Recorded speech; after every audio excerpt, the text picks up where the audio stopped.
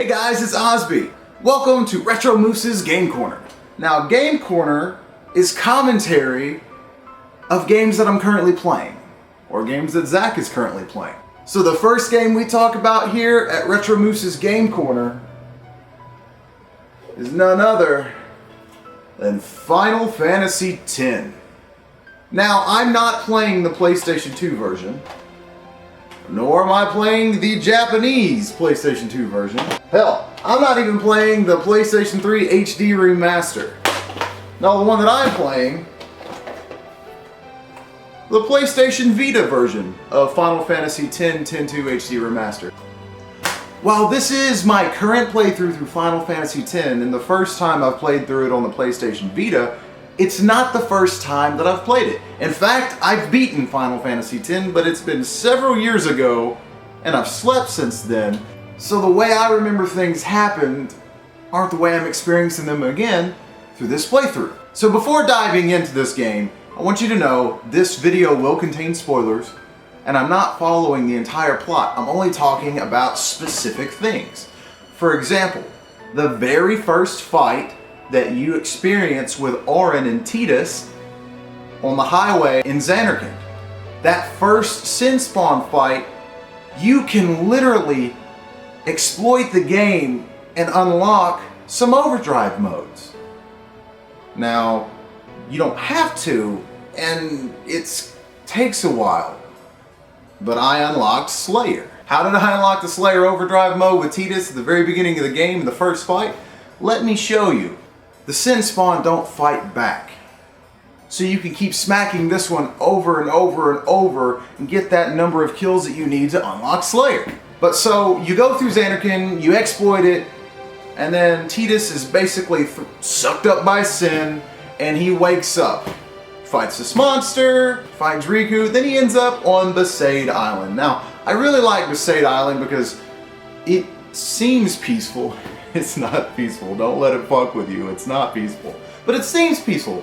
And this really bad blitzball team, the Besaid Aurochs, they're like, oh, what's up? What's up, Tidus? Join us. Although they never actually say your name because you can change Tidus's name, and you never hear the name Tidus. You don't hear the name Tidus until when Tidus appears in Kingdom Hearts later in another game. So you meet Wakka. It takes you back to the village. You meet Lulu, you meet Yuna, you find out that you look like Wakka's dead brother who was gonna be with Lulu. Spoiler alert! Yuna wants you to be one of her guardians. Really cool shit. Once you get your party and you go on Yuna's summoner journey, whatever you want to call it, on your way to the boat to go to Kilika, that's the first time you really get a chance to grind in the game. Most people just run through it because Final Fantasy X is pretty easy. Well, I'm not most people. I grinded for 7.5 hours. I know. And the cool thing about these versions of the game is that they're not the original. They're the international version, so they added new content. There are abilities that every character can learn early on that wasn't originally on the Sphere Grid. For example, Wakka's Distill ability. The cool thing about this move is it allows you to get ability spheres for your Sphere Grid early in the game. If you learn Wakka's Distill ability, which is in the new versions of the game, you can get ability spheres early on and you can learn a lot of cool moves, like Pray. Yuna learns Pray. She's your main healer in the party. When she uses Pray, she heals every party member for free. Why does that matter early on? Well, if you have Pray with Yuna, and Tidus has his Slayer overdrive mode, when you get to the first big Sin boss fight on the ship, you can learn Tidus's ultimate move, Blitzace. But with Slayer mode, every time you kill a Sin Spawn, it fills up his gauge. Every time you fill up his gauge, you can use his overdrive. The cool thing about this fight is the Sin Spawn keep constantly coming back until you kill Sin. They just keep regenerating.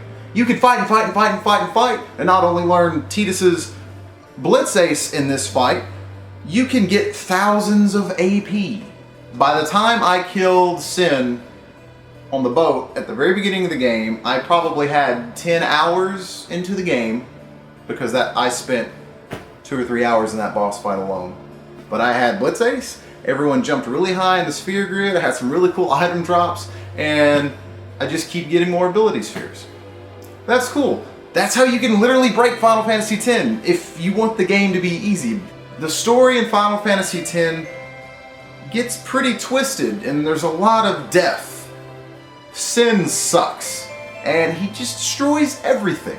And at one point in the game, Tidus and Yuna force themselves to laugh to make themselves feel better. And I'll be damned if it's not one of the most awkward things I've ever seen in a damn video game.